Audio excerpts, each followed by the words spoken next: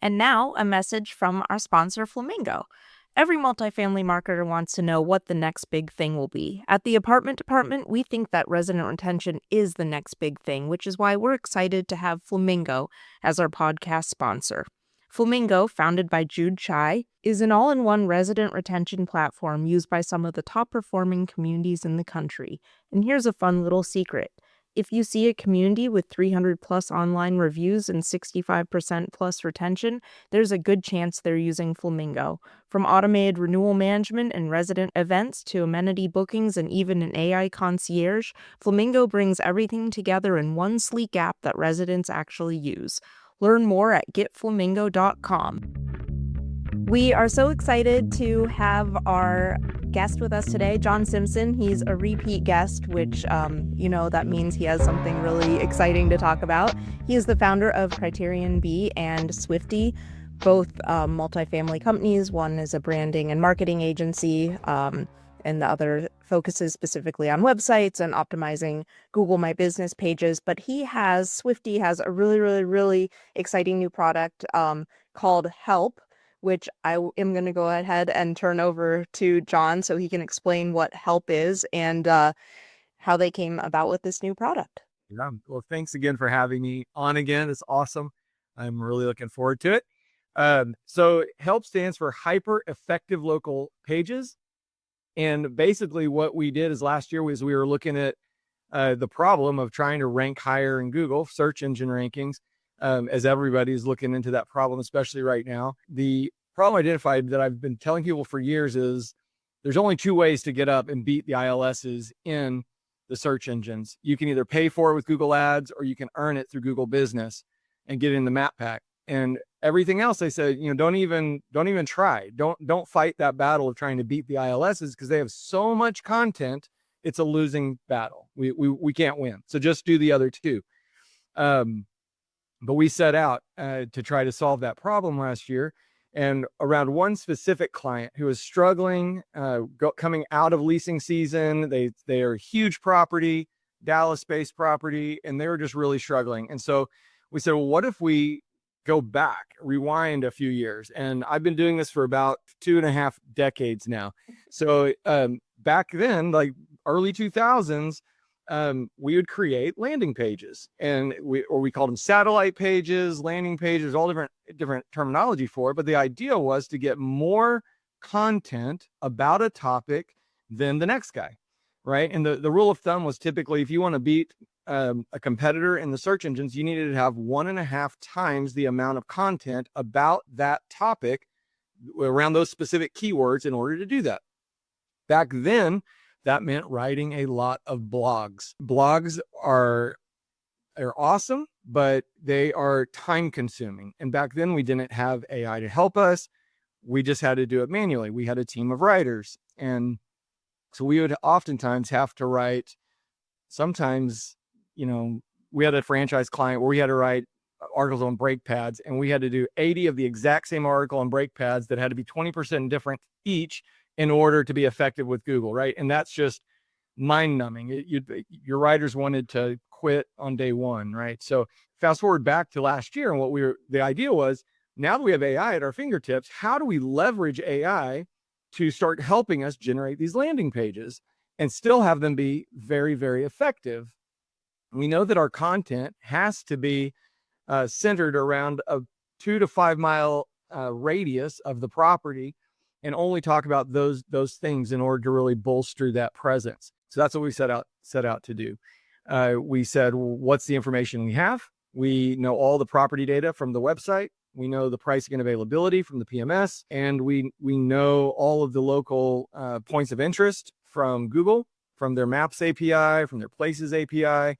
And so we said, okay, how do we put all these pieces together? So we did it manually for the first 60 days and just started writing every day, using AI to write the content. We'd manually post the content and landing pages, and then we tested the results. Within 30 to 45 days, we were getting results, meaning we had keywords, long tail keywords that were beating the ILSs in the search results. We said, okay, we've got something here. We need to start building it out. So we immediately started building this out to tie into all the different LLMs, to give us a lot of flexibility in the types of content we were writing and tying into all the APIs that we already have access to through the PMSs. So set out to do that. We released the product in February and we immediately launched it for about 10 clients. Again, we wanted to watch it. We wanted to see how it worked. We wanted to make sure it was a solid product. We started seeing the results again. It took 2 to 3 weeks and we started seeing really, really strong results. So I, of course, got super excited and was like, oh my gosh, we found the fountain of youth. This is amazing. You know, I couldn't believe it that it was working so well. And then March happened. And in mid-March, Google decides they're going to release a new algorithm. This algorithm was set to try to squash AI-driven content. They finished the update on March 27th. And on that date, we said, hey, we've got to pause everything. We turned the whole thing off. And we said, we've got to relook at this algorithm. We got to see what they're doing. We want to play inside the lines. We want to make sure that everything that we're doing is acceptable and that Google acknowledges it, because we are not interested in short-term results. We want to create long-term results. So we paused. We said, we looked at it. Google, as you guys both know, they had put a framework out several months before that. It's called EEAT, experience, expertise, transparency, authority, and transparency. And they say, if you want to rank high, you need to create content around this framework. That framework is not specific to AI. It's just the framework for all content. Again, you know, but for your listeners, Google doesn't care about you. They don't care about your company and they don't care about property. They only care about people doing the search. They want to make sure that they're getting relevant search results to the searchers. That is it. It's their only priority. And it hasn't changed. They've stayed true to that statement, what I just said, for decades upon decades, right? So if we can live within those lines, we're not worried about an algorithm coming out. We don't have to be worried about getting squashed, right?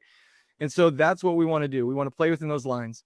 So again, where we're getting our data is very, very credible data. It's from your PMS. It's your actual data. It's about the actual property details that we know about the property, the amenities, the neighborhood, all of those things. And we're using Google as a source, their own sources, right? We're using maps and we're using their places API to get the points of interest. So we're putting that data together and we've written, you know, all of our prompts and all that kind of thing to make the most out of that information. We've ran our content through loads of different testers to make sure it abides by EEAT and it passes. So we relaunch and we're having the one caveat, the one piece that Google had thrown in there was, hey, if you want to use AI content, that's okay, but don't hide it. Tell us you're doing AI content and show us that it was approved by a human. And so the one big change we made after pausing was we added an approval process. So all the content goes through an approval process from somebody. They have to review it and they have to click a link and it adds their name into the code and says, hey, John Simpson approved this article, approved by a human. You put it into the code though. That's interesting. It's actually in the code, right? So it's in the schema. It pushes it into the schema. And this allows Google's bots to be able to see it. And they know that it was approved by a human. In the next iteration, we're adding in that approved by line into the actual front end of the site as well, because our theory is that it's going to improve the rankings even more, right? So we want to move towards that. So fast forward, the product is now live. It's up, it's running, it's working incredibly well. We're getting really, really good results. To talk about some of those numbers, I know you like to talk about data. And so seeing like how well it's actually doing. So we're looking at it. And again, as it's still early, we're still trying to figure out the best KPIs to track against. But the first KPI is the impressions in search. So using like Google Search Console, it tells you, you can look at any date and you can say, hey, what is my actual, like what keyword count am I getting? What impressions am I getting from organic search? Right. And you can use tools like SEMrush and Ahrefs and things like that if you want to get into more detail on it. But basically it says, hey, you came up in X number of search for these keywords and all of that. Right. And so we're seeing our actual number of keywords that we show up for go up exponentially. it's a crazy amount different, right? So where if you're coming up for 55 when you start, you're coming up for almost 200 or over 200 keywords within a 60-day period, say. Our impressions, though, within about 3 weeks, we're seeing the impressions to our name, our property, our listings in organic search go up much higher than that. I don't want to say a specific number, but it's multiple times more than what you're getting right today from an impression standpoint, in the tens of thousands in a lot of cases. So now, just because you have an impression in a Google search, that doesn't mean a whole lot, right? We really want to focus on clicks. And so we're seeing that a lot of these long tail keywords that don't get searched very often, right? We're coming up very high for those. Typically, when you have longer tail keywords that get searched less often, the people that they attract are way more qualified, right? Because they are looking for a very specific thing, which you had the answer to. So if, let's say it was 10 people, those 10 people are way more likely to do more on your site when you get them. What we're seeing is that our clicks are going up about 10%. So, which again seems minimal, but when we consider the quality of the 10%, it's substantially more valuable, right? So, and you're winning in the SERPs, which, against ILSs, which you might. So just to go back real quick, because we talked about this at Apartmentalize, and I felt like I got a full view of what you're talking about. But basically, you're creating a landing page every single day using AI and focusing on specific keywords. So ultimately, at the end of maybe a 60-day period, a property website might have 60 new hyperlocal pages. Yeah. That are then all helping from a ranking standpoint. correct. That's amazing. Right now it's one a day for the first 60 days, and then we increase it from there. We slow down the pace from there, just minimally, but we do slow it down. We want to make sure that we're giving Google consistent content. And again, just like on your social media, just like on your Google business, Google's really looking for active managers, active marketers, right? So they want to see that you're continually adding, that you don't just set it and forget it, right? They give you preference in your Google business if you manage it like social media, right? You update it twice a week, 3 times a week, you post new pictures, you do some postings, you put your specials, and they rank you higher, right? They give you more points for that or whatever because you're active. This is the same thing. Websites, other than like your specials, oftentimes don't change. They're very rarely do you add a page to an apartment website. You might do it when you redesign the site. Every once in a while, maybe you think of a new thing to do, but apartment sites generally are not even built in a way where it's easy to add pages. It's usually difficult to add pages. So figuring out, and when you can, the flexibility you have then is also an issue. So really figuring out, how do we go about doing it? How do we create this network of cross-link pages that all are feeding each other, right? And benefiting. And one of the interesting things we found was when you leave AI in control of topics, sometimes, or keywords, even those keywords we may not think are relevant, right? Very relevant, because I did one, there's one for this property in Dallas, and the keywords that one of the keywords we rank for is like, let's say 2-bedroom apartments near Frontier Flights Museum. Who in the world is going to type that in, right? Nobody is going to type that in. But from Google's perspective, it's highly relevant because Frontier Flights is an actual point of interest. It's really close to where the property is. And it's 2-bedroom apartments, and the content on the page talks about the price of the 2-bedroom apartments and the square footage of the 2-bedroom apartments. It's very relevant still. So we're seeing that even though those pages may not get a ton of traffic, the content being relevant is helping lift the whole ship. Don, can I ask a question on this? Yeah. Very, very interesting. I did something similar when I was in storage, actually. Do you keep the pages hidden, just they're on the sitemap, or do you actually have them on the main page to be navigated? No, that's absolutely correct. They're on the sitemap. Our sitemaps are not hidden. You can get to them on the bottom. They have a button for sitemap. Yeah. Most sitemaps, a lot of sitemaps are hidden, but they are not in the main menus. I don't think so. Yeah. from any of those pages, they all have the main menu, so you can get anywhere else in the site from the landing page. But to get them, they're really there. People are not going to stumble across them more than likely on the site. They're only going to see them one page at a time through the search. And is this strategy it's great for the website. You get your domain up. I mean, I'm sure it just does a whole bunch. You have a large website with tons of pages and content. I love this idea. Like I said, I mean, it's like we go back. Yeah. And we talk about this all the time. This is literally a Groundhog Day. Yeah, the fasten loop, we're like, it's popular, then it's not popular. Now it's popular again. And we used to do this, but do you have to have the landing page, or can you go through a blog site? Can you get the content out there in other ways for it to matter? That's you put it other places, or you just leaving it on the website? I know I've asked, my usual 2 questions in one, but what's the best strategy? You're saying the best strategy is on the site, but can you put it other places? The best strategy is on your primary domain, because you're building equity in your primary domain. Anywhere else you put it, you're building equity in some other mechanism, some other channel. That's it won't, it's not that it won't work, or it won't be as effective as quickly, right?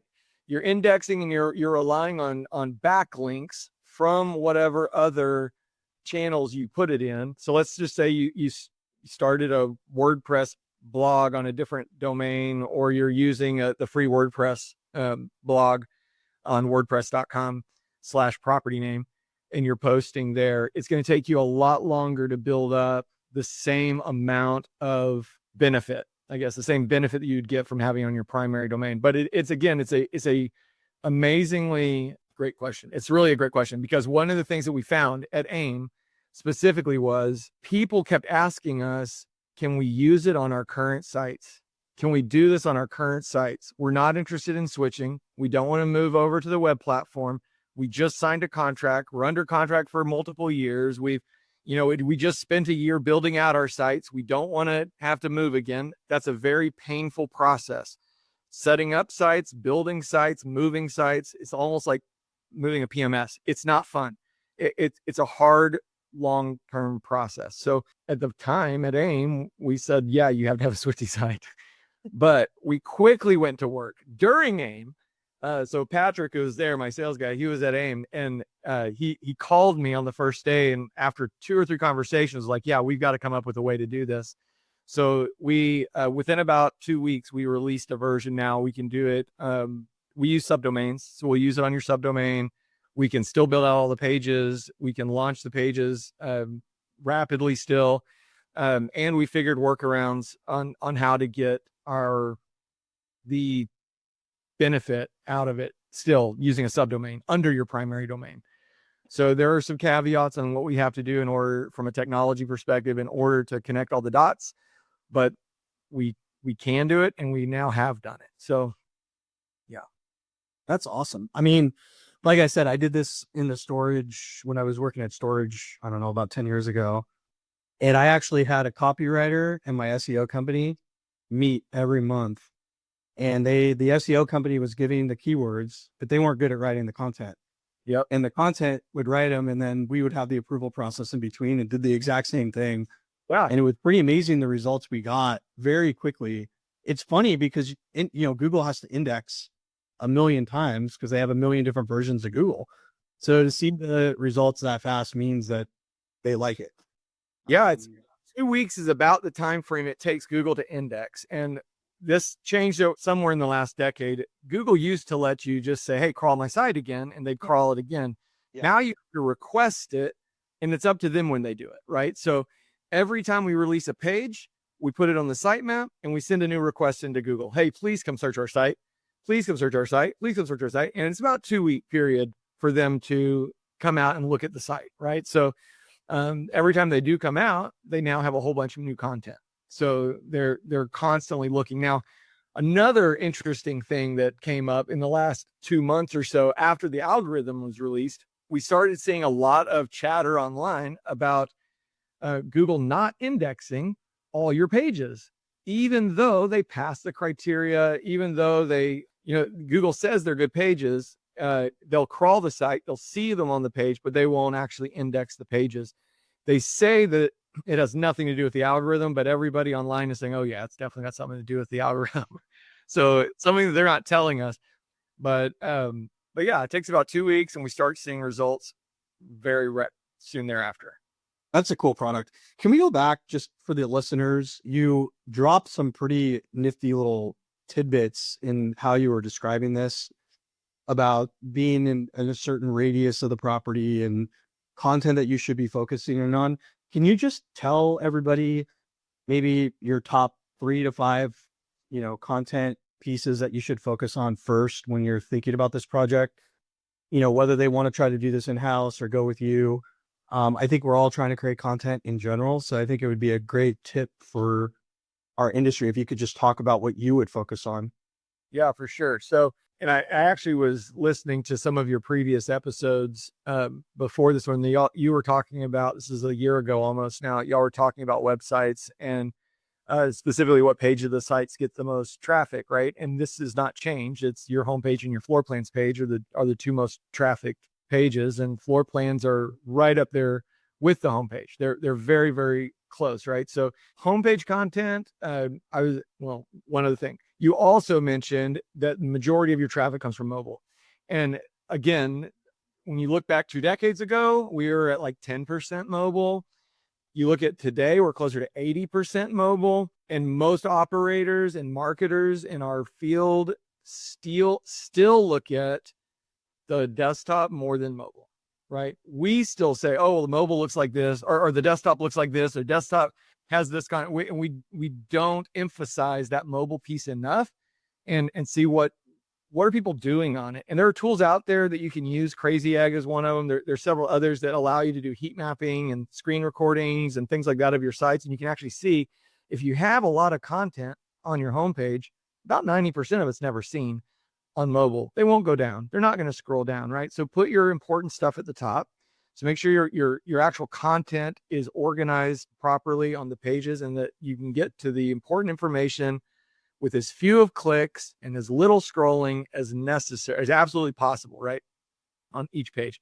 So kind of put on those goggles when you're looking at your sites, and do look at it at mobile. Even if it's not the first place you look, which we all say mobile first, very few people do it, but look at it. At least look at it, right? When you're looking at content that you should be writing about in the 2 to 5 mile radius, the easiest way to think about it is when I'm teaching classes on SEO, I would typically break it into buckets and say, there's national SEO or traditional SEO, and there's local SEO. Property in Dallas does not need to worry about competing with a property in Chicago. You're not going to compete with them. You're not even going to compete with a property across town, let alone in Chicago, right? And so we don't have to worry about the traditional SEO. And there's a lot that goes into traditional SEO that's very expensive that you don't want to have to do, right? So that kind of brings down our focus a little bit. And then when we look in local SEO, we really want it to be hyper local. We want it to be within that 2 to 5 mile radius, because I'm competing against those properties that are within that circle. But most people are not looking across town. So, if you're looking at a town as big as Dallas, across town could be 45 minutes to an hour in some places, and sometimes even further than that. They want to be close to work. They want to be close to life in general, right? So they're looking at that 2 to 5 mile radius. That's our competition. So we're going to focus there. We also focus these pages specifically. We're focusing them on non-branded keywords. If people are typing in my name, they already know who I am. We're really focused on trying to figure out what are those keywords that are not so broad that I don't have a shot in getting them, right? So not Dallas apartments, but we're going to focus on areas of Dallas, neighborhoods in Dallas, points of interest in Dallas, right? So the Frontier of Flights Museum, which happens to be near Love Field Airport, or Bachman Lake Park, or things like that. So we're going to be very specific around there. Large employers. We have clients that are in West Texas, and it might be 2-bedroom apartments near Kimberly Clark factory or near just Kimberly Clark, right? You want to come up under those longer tail keywords, because as people do their searches, Google has trained us to be very specific in what we type in. Another question you haven't asked yet, that I imagine you're going to ask is, how does it do in the SGE results? How does this or search? We were getting there. It's our favorite new topic to talk about. Well, I told Ann in text on the way to Apartmentalize. It's like, hey, Ann, I actually side with Chris on the whole debate here with is Google going to go down or not? And Google will adapt. They will change. And Google's such a massive company. I do believe that, right? And even today, I got new AI Google video tools are now in your Google dashboard, and I started playing with those, right? So it's like they're adapting as they go. So as a company, it's not going anywhere. I was in an AI talk at another real estate conference maybe a month or two ago, and the panel said, "How many of you in the audience still use Google?" And a lot of them raise their hands. And then how many of you just use ChatGPT? And a few raise their hands. And after one of the panelists, I was talking with her, and she's like, "I can't believe that people still use Google." And I'm like, that's like 90% of the 99% of the world still uses Google, right? And we still have to be prepared for that. Now, Google is embedding SGE technology directly into the search, as we all know and love. I love it. I love that it's the first thing that comes up. And we are seeing these pages start to come up in SGE more and more and more and more often, because SGE is based off of answering questions. Yeah. The more questions you answer, the more content you have, the more content they can pull from, and the more relevant you are to come up in their results. So it all benefits you. So back to your question, Chris, on what kind of content, be specific to the points of interest. The easiest way to do this, if you're not going through me, is probably through a blog. It's setting up a blog. It's having a blog on your, if you can have it on your main website, have it on your main website, add that content in, and be very consistent with the release of content. Create it however you can, but create content focused on the neighborhoods, the locations around your property, a lot of the things you have on your property. Be specific around that. I think that's really the main ways to do it. Our tool makes it very, very simple for you to schedule it. Make it super, super fast and easy to do that. Yeah, I mean, this is amazing stuff. The results are right there. On the ChatGPT thing, I was saying last week, maybe I'm cracking a little bit, but it still needs to pull info from something. And, I think at least for me, and I know you can't do your bias, but you use each of them kind of different, When I'm searching for something, I go to Google.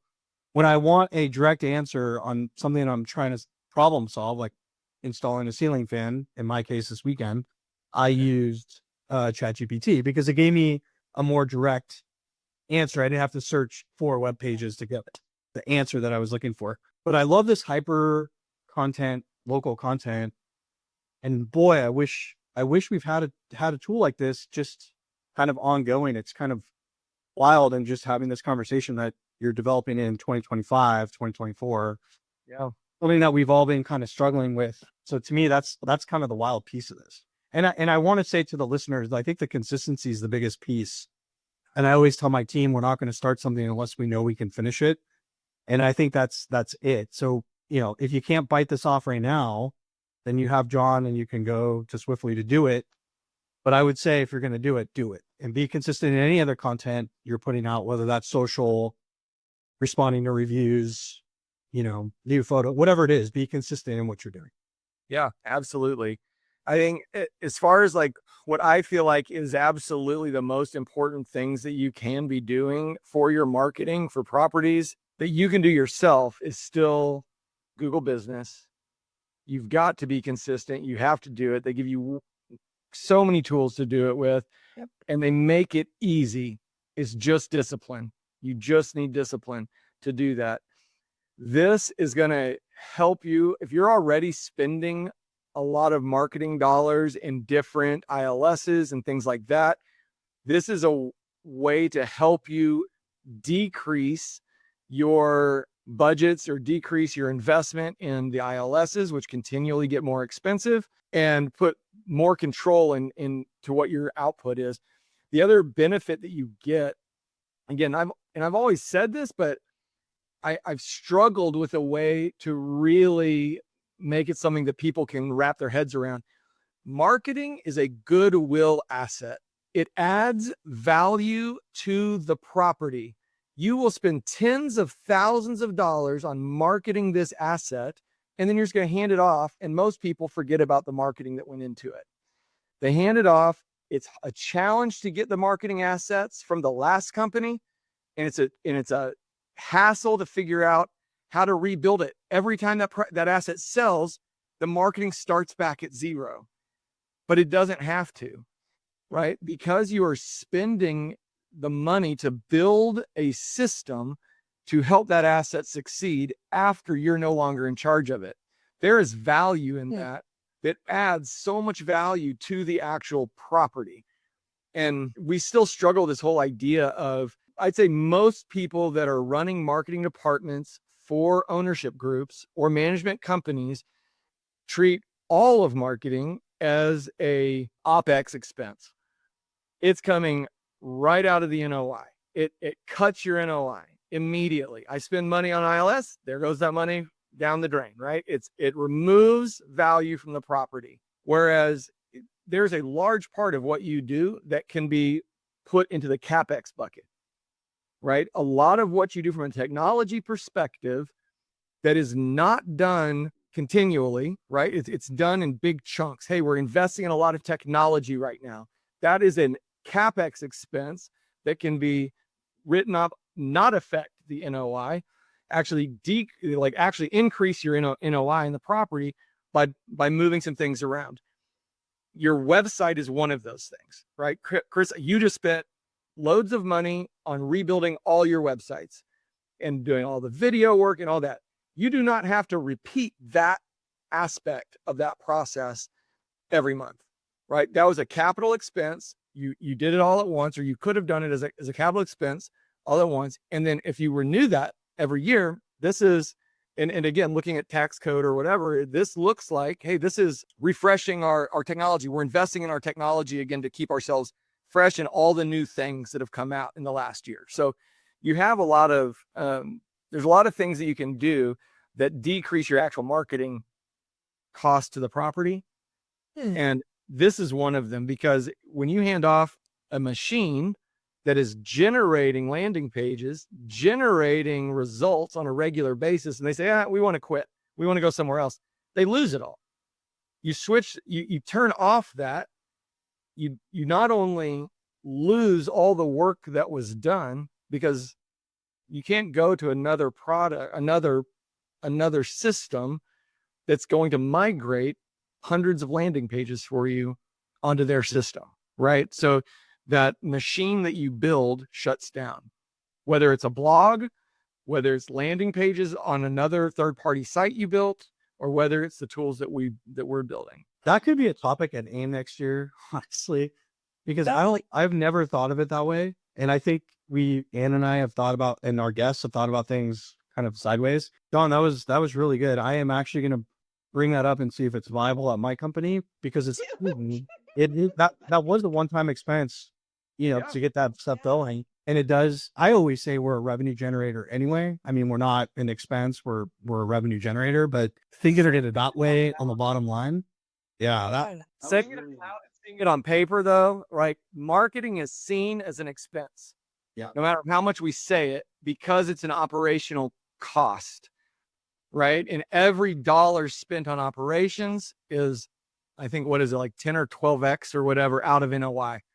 So it's unfair, Chris. I mean, it's a good way to think about it. I don't know how many people we can get to buy off on asset management or whatever, but I'm going to at least bring it up because I think that's a really nice idea. Yeah, John, have you had clients that have put technology as a CapEx? I mean, I think you have, because you're talking about it, but I've talked to a lot of clients about it, and I deal with a lot of ownership directly, right? So most management companies that I talk to, they're like, to them, it doesn't make as much difference. They don't care as much. The owners care much more about it, right? Because at the end of the day, they're going to hold the asset for 5 to 10 years or whatever, and they're going to sell it. And it's all about the NOI. One owner I was talking to is like, yeah, John, that's great, but you know what? I don't care until the year I'm going to sell.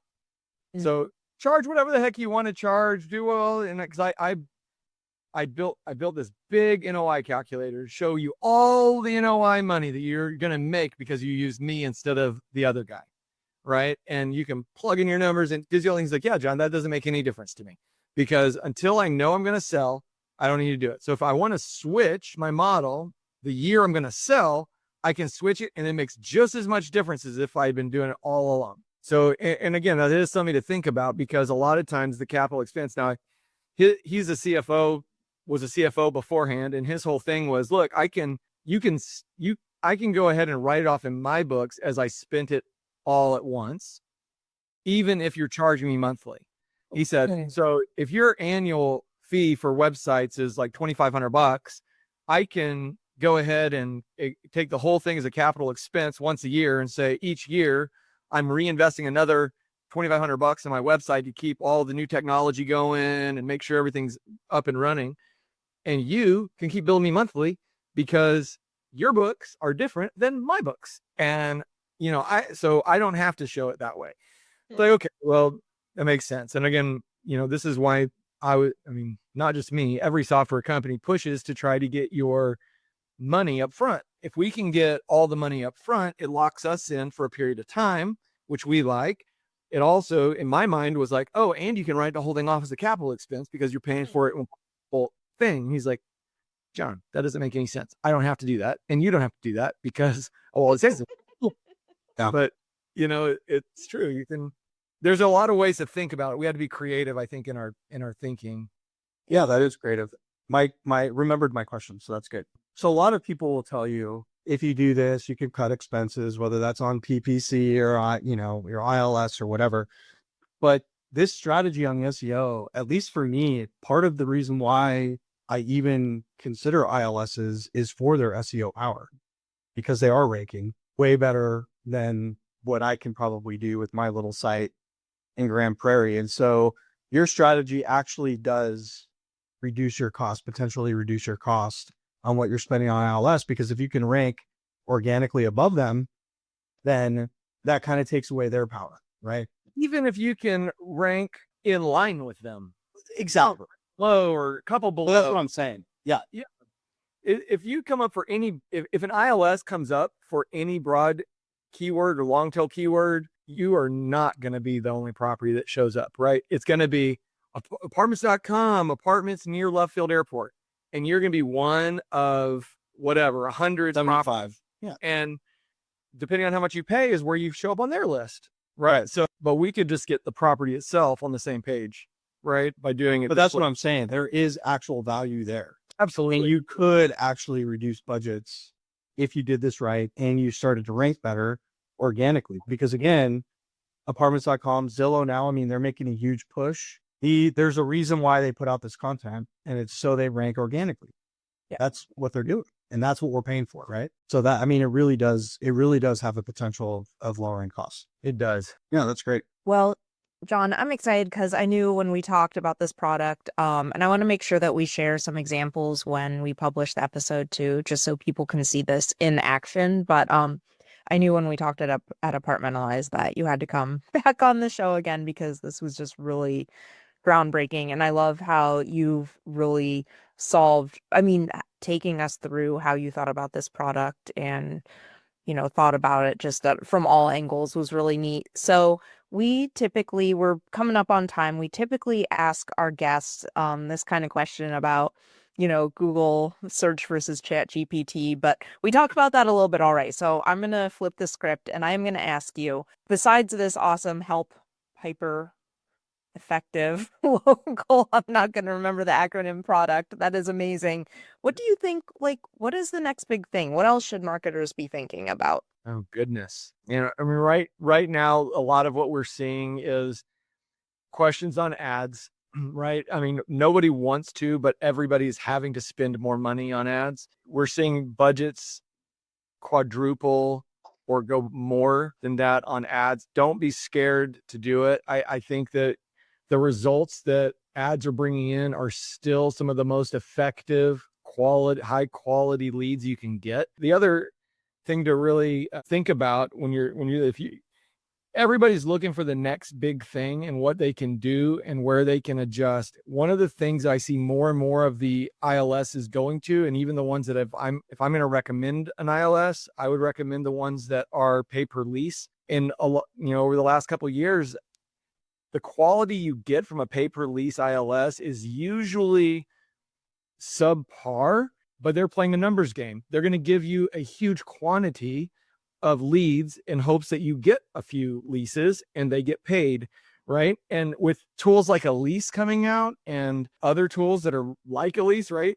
They've given you the ability to manage mass amounts of top of the funnel leads and qualify them and deal with them from an infrastructure perspective that we've never been able to do before, because it bogs down your phone lines and your leasing staff and everybody else. And so I say lean in to the pay-per lease ILSs more so than the other side, especially if you have tools like a lease in place to help you qualify those prospects. But other than that, it's nothing new. Probably you haven't heard before. But that and the SEO, that's right now, that's where it's at. Okay. No, I love that. And actually, I think that brings up one last question too, is that you could probably are people using these pages, your hyperlocal pages, for pay-per-click landing pages as well? So could this help strengthen your pay-per-click strategy?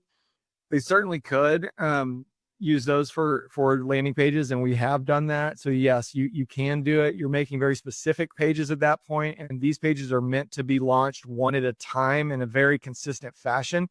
Mm-hmm. For 50 users, we also give you the ability to add custom pages, so you can build pages that would be probably more apt for your landing pages. You can be more specific on what you want on them and things like that, and you can build as many as you want, right? So it's a different, like Chris said earlier, use a different tool for a different reason, like Google versus ChatGPT. It's the same thing here. Like, have the right tools in your toolbox and you can use them for whatever you need. Okay. No, I think that makes sense. We've started being more strategic with our pay-per-click campaigns. Not that we weren't always, but as the landscape becomes more competitive, we're starting to see opportunity to maybe pull back from some of, like you're talking about, city-specific keywords and really focus more on neighborhoods. And just as it's becoming more expensive, it's, making sure we're really understanding our audience. And so I think you're right. Don't shy away from pay-per-click, but continue to be smarter about it. For sure. Well, Chris, do you have anything else for John before we let him go? Great. I have a lot of other questions, but not for this pod. We'll have to have you back, John. Yeah. I want to get more into this landing page idea, and so I think to be continued for our listeners. John, let's have you back maybe in a couple of months and we'll dive into this, because I think I really appreciate you bringing this to the table, sharing what you've done. Yeah. I think it's important for our industry, and again, this is what we're all about here, is trying to be different, and you have a product that allows you to compete with the big companies out there, whether it's ILS or within our industry. So I think it's really great, and I appreciate your time.